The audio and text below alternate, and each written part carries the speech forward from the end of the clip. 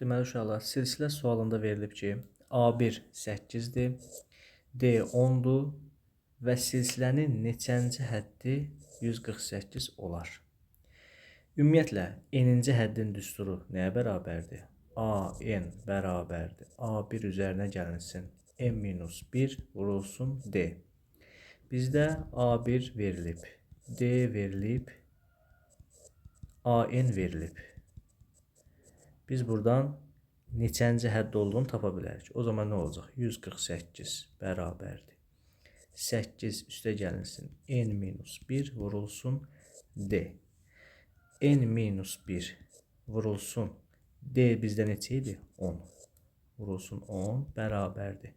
148, 8 digər tərəfə gedib çıxılsın 8. n-1 vurulsun 10 bərabərdir 140-a. Bunları qarşılıqlı bu ixtisar aparsaq, n-1 olacaq 14. Buradan da n nəyə bərabərdir? 15-ə. Deməli, 15-ci hədd imiş. Cavab C variantı.